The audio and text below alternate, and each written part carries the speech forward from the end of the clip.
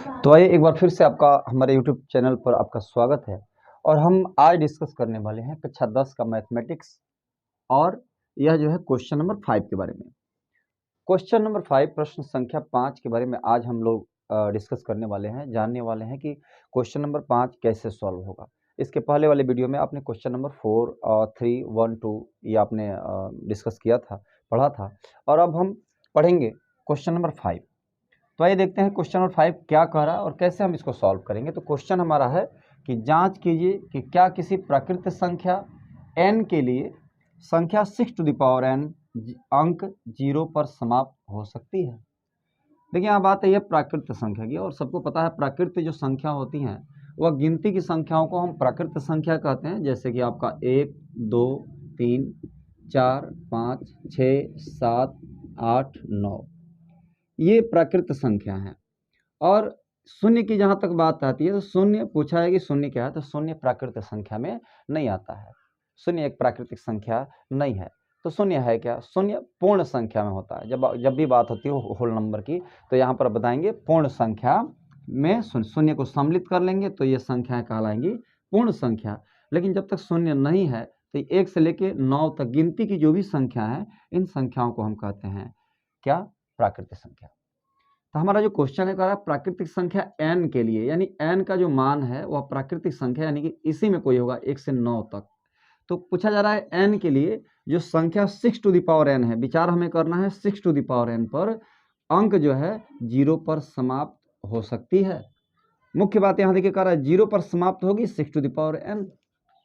तो प्यारे बच्चों, आपको हम पूरी तरह समझाने का प्रयास करेंगे। इस क्वेश्चन में हल ज़्यादा नहीं करना है, लेकिन इसके बारे में हमें डिस्कस जरूर करना है कि क्या ये 0 पर समाप्त होंगे या नहीं होगा, और कौन सी संख्याएं होंगी जो 0 पर समाप्त हो सकती है। तो बच्चे हम आपको बताएं, 0 पर समाप्त वही संख्याएं होती हैं, मैं यहाँ लिख रहा हूँ, यदि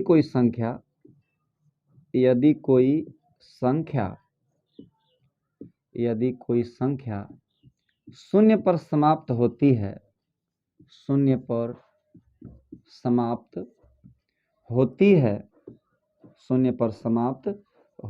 है, तो उसके अभाज्य गुणनखंड में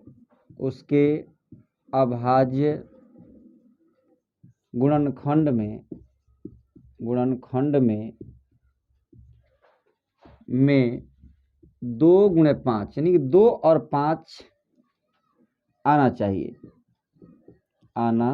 चाहिए। देखिए, एक बार से अधिक आ जाए 2, एक बार से अधिक आ जाए 5, इससे कोई मतलब नहीं है, आ सकता है, लेकिन 2 और 5 अवश्य आना चाहिए, एक बार अवश्य आना चाहिए। जब एक बार अवश्य आ जाए तो समझिएगा वह 0 पर समाप्त हो जाएगा। अगर 2, 5 नहीं आता है तो समझिएगा वह शून्य पर समाप्त नहीं होगा। दोनों में से कोई एक भी अगर आता है, जैसे मान लीजिए 2 आता है तो भी शून्य पर समाप्त नहीं होगा। दोनों में से एक 5 आ गया तो भी यह शून्य पर समाप्त नहीं होगा। तो फिर आखिर शून्य पर समाप्त कब होगा? जब उसके अभाज्य गुणनखंड में 2 और 5 ये दोनों आना चाहिए। जैसे एग्जाम्पल मैं ले लेता हूँ, कोई भी संख्या जो शून्य पर समाप्त होती है, जैसे मान लीजिए 10 हो गया, 20 हो गया, 30 हो गया। अब देखिए लास्ट में सब में 0 0 है, तो शून्य पर समाप्त होगी तो इसका अभाज्य गुणनखंड करिए तो 2 गुणे 5। देखिए 2 और 5 यहाँ आया। 20 की मैं बात करूँ तो 2 दूना 4, 5 20। देखिए 2 5 आया। मैंने कहा कि 2 बार आ सकता है, 3 बार, लेकिन 2 5 दोनों आना चाहिए। देखिए 2 5 दोनों आया है। फिर 30 की मैं बात करूं तो यहाँ देखिए 2 3 6 5 30, यहाँ देखिए 2 और 5 जरूर है। इसके अलावा अदर अंक आए, ठीक है, 3 आए, 4 आए, कुछ भी आए, लेकिन 2 5 उसके अभाज्य गुणनखंड में होना चाहिए। वही संख्याएं 2 से समाप्त होती हैं, 0 पर समाप्त होती हैं। तो यहाँ बात, ये हमारा क्वेश्चन क्या है? 6 टू द पावर n। आइए हम इसके बारे में जानते हैं कि 6 टू द पावर जो n है, 6 टू द पावर जो n है वो शून्य पर समाप्त कैसे होगा। तो यहाँ देखिए 6 टू द पावर n पर डिस्कस करें तो हम 6 का अभाज्य गुणनखंड करेंगे तो ये आपका होगा 2 गुणे 3 टू द पावर n। यह आप देख सकते हैं बच्चे, यहाँ 2 जो संख्या है इसके अभाज्य गुणनखंड में आया, अभाज्य गुणनखंड है, लेकिन 2 के साथ और क्या आना चाहिए बच्चे? यहाँ देखिए 2 के साथ क्या आ जाना चाहिए? 5। यानी कि यह जो है 2 गुणे 5 के अभाज्य गुणनखंड रूप में नहीं आया। 2 गुणे 5 अभाज्य संख्या के रूप में नहीं है, संख्या के रूप में नहीं है, नहीं है। अतः हमारा क्वेश्चन क्या है कि प्राकृतिक संख्या n के लिए संख्या 6 टू द पावर n 0 पर समाप्त हो सकती है, ये पूछा जा रहा है। तो कह देंगे अतः प्राकृतिक संख्या n के लिए 6 टू द पावर n अंक 0 पर समाप्त नहीं होगी, यानी कि n का ऐसा कोई मान नहीं होगा जो यह शून्य पर समाप्त होगा। तो लिख देंगे अतः n के लिए 6 टू द पावर n अंक शून्य पर समाप्त नहीं होगा, शून्य पर समाप्त नहीं हो सकता।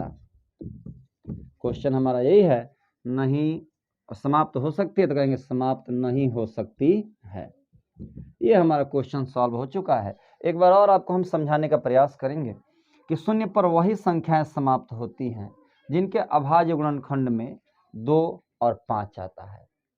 तो आप देखेंगे 6 में अभाज्य गुणनखंड में 2 गुणे 3 आया है, सिर्फ 2 और 3। यहाँ 2 तो आया है, लेकिन इसके अलावा अगर 5 भी कहीं आ जाता तो ये भी शून्य पर समाप्त हो जाता, हम मान लेते, लेकिन इसमें नहीं है। इसलिए यह जो है 2 गुणे 5 के अभाज्य गुणनखंड के रूप में न होने के कारण 6 टू द पावर जो n है वो शून्य पर कभी समाप्त नहीं होगा। एक और तरीका मैं बताता हूँ। यह कह रहा है कि 0 पर समाप्त होगी, तो 0 पर वही संख्याएं समाप्त होती है जिसमें 2 और 5 का भाग पूरा पूरा चला जाए, यानी पूरा पूरा विभाजित 5 से 2 और 5 से हो जाए। तो यहाँ देखिए हमारी संख्या क्या है, 6 है।